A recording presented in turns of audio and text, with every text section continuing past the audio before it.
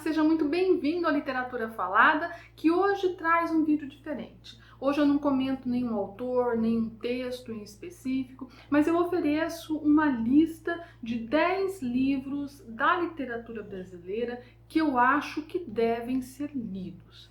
Veja bem, eu não estou falando dos 10 melhores livros da literatura brasileira, o que seria um absurdo, ou dos 10 que eu acho que devem ser lidos, mas simplesmente de 10 livros da literatura brasileira, né, que você que gosta de boas histórias, que gosta dessa literatura, deve, na minha opinião, ler, porque oferecem perspectivas interessantes, né, sobre o seu percurso aí ao longo do tempo. Eu começo com 3 romances. O Dom Casmurro, que dispensa apresentações, o São Bernardo e o Leite Derramado. O Dom Casmurro ele foi publicado em 1899 e ficou disponível para venda em 1900. O São Bernardo, do Graciliano Ramos, é de 34 e o Leite Derramado, do Chico Buarque, é de 2009. Né? Por que eu selecionei esses 3 romances e os apresento assim juntos? Porque os 3 apresentam histórias até certo ponto semelhantes. Os 3 são narrativas empreendidas por um narrador masculino em primeira pessoa, que rememora já na velhice ou em uma idade mais avançada, no caso do São Bernardo, uma história de amor do passado, com mulheres que eles não conseguiram aprender completamente, mulheres que fugiram a uma lógica mais convencional e que de alguma maneira destruíram a vida deles. Então, são 3 situações que em certo ponto se repetem em momentos distintos da literatura brasileira e que dão muita margem para reflexão sobre a questão, por exemplo, tão marcadamente patriarcal da nossa sociedade, a maneira como a mulher, que é sempre uma grande leitora na nossa sociedade, né?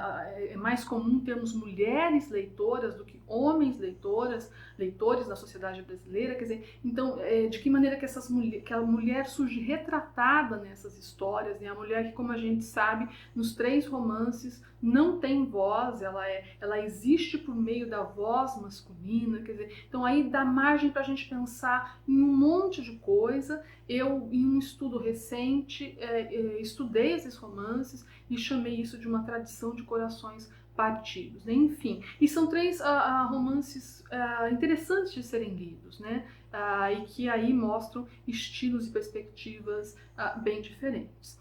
Já que eu estou falando, já falei de São Bernardo, né, que se passa mais aí no interior do Brasil, né, eu chamo a atenção para um outro romance que, na minha perspectiva, está entre os mais belos da literatura brasileira e que eu gosto demais, que é Grande Sertão Veredas, do grande Guimarães Rosa, esse livro de 1956. Guimarães Rosa não é leitura fácil, os textos do Guimarães Rosa, os livros dele são herméticos, né, são fechados, eles exigem que você entre aí num determinado ritmo do texto, que você apreenda esse estilo, mas depois que você insiste um pouco, é impossível largar. E Grande Sertão Veredas mostra uma história belíssima, né, que além daquelas questões evidentes, como as questões de Deus e diabo, de amor, do amor impossível, do amor trágico, do amor homossexual,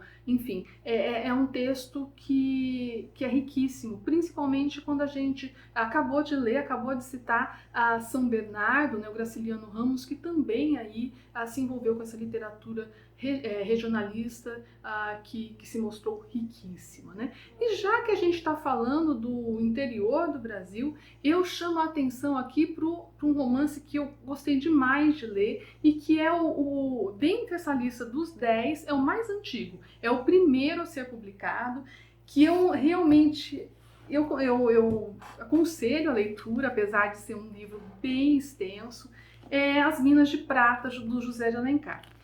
A minha obra, As Minas de Prata, tem 3 volumes, e aí depende da edição. A minha edição tem um pouco mais de 800 páginas, Quando eu li, eu achei assim delicioso de ler. Eu até na época falei, nossa, alguma empresa televisiva tem que pegar esse material, transformar isso em uma série, uma novela, assim como fizeram com Grande Sertão Veredas. Aí depois eu descobri que houve uma novela na década de 60, As Minas de Prata, que eu não cheguei a assistir, né?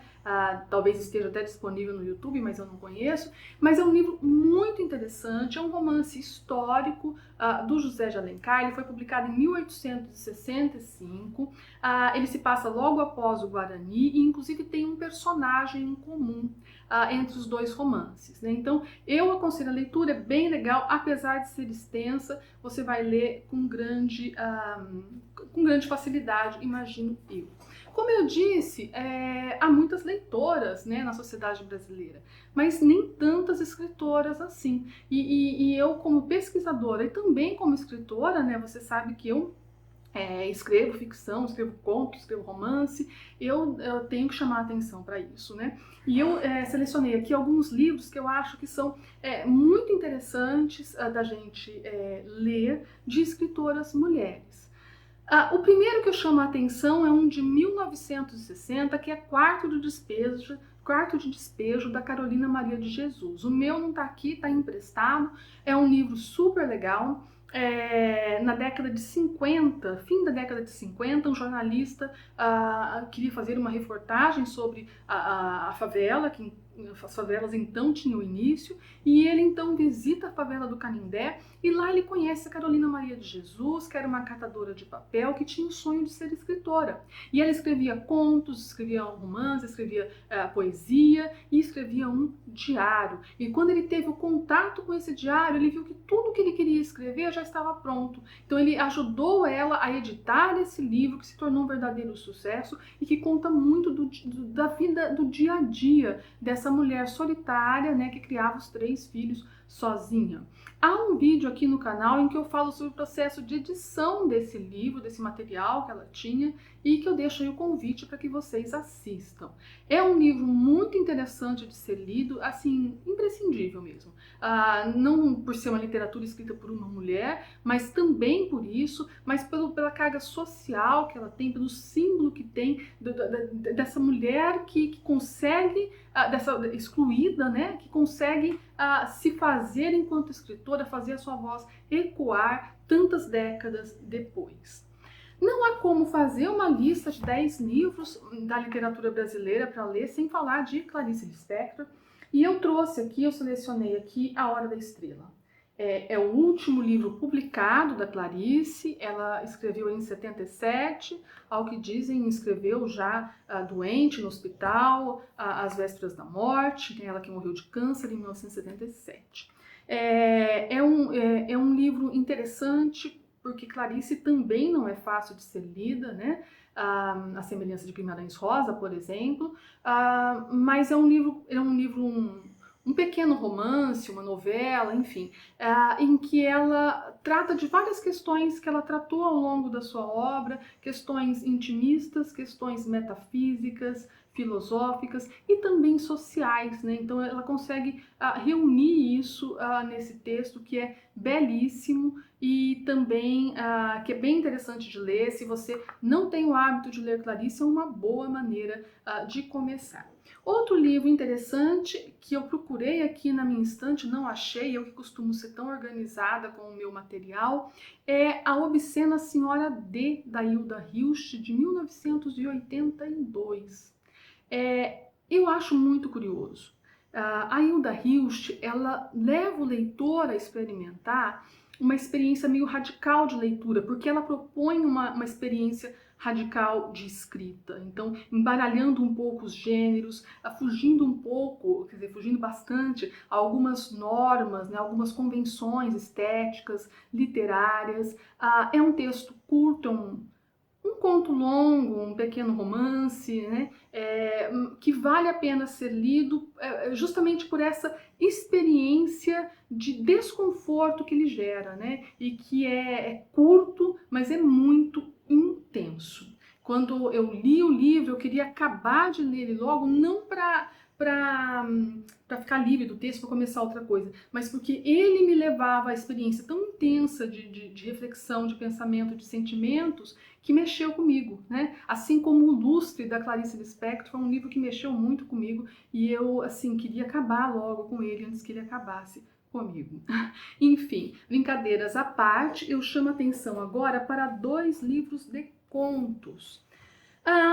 Por ordem de publicação, eu chamo a atenção aqui para Os Morangos Mofados, do Caio Fernando Abreu, que também, esse aqui é de 1982, que é uma literatura que vale a pena ser lida, é um livro muito interessante. Há um conto aqui que dá título a essa obra, que é um rapaz que vai ao médico e que faz uma série de exames porque ele quer descobrir por que ele tem gosto de morango mofado, né, na boca todo o tempo, né? Então é um livro atual, né, trata sobre temáticas atuais, com uma linguagem que, a meu ver, é atual e que faz a gente experimentar esse gostinho de morango mofado na boca, assim como personagem, né, como se a gente chegasse no fim e falar, agora eu entendi de onde vem esse gosto, né. E eu encerro com As Minas de Prata, foi o primeiro a ser publicado. O último a ser publicado que eu destaco aqui foi O Leite Derramado, mas esse aqui da literatura feminina é o mais recente dos que eu elenquei, e é uma autora que eu gosto demais e que eu ainda não trouxe aqui por literatura falada, que é a Lígia Fagundes Telles, e eu gosto demais desse livro de contos, A Noite Escura e Mais Eu. Ele é de 1995. Há contos belíssimos aqui. Cada vez que eu pego o livro, eu tenho um favorito, né? Atualmente, o meu favorito é Papolas em Feltro Negro. Eu cheguei até a gravar um vídeo sobre ele aqui para o canal, mas o meu objetivo aqui é sempre vídeos curtos, informativos, né? Que levem algum conteúdo sem tomar o tempo do ouvinte, do leitor, enfim.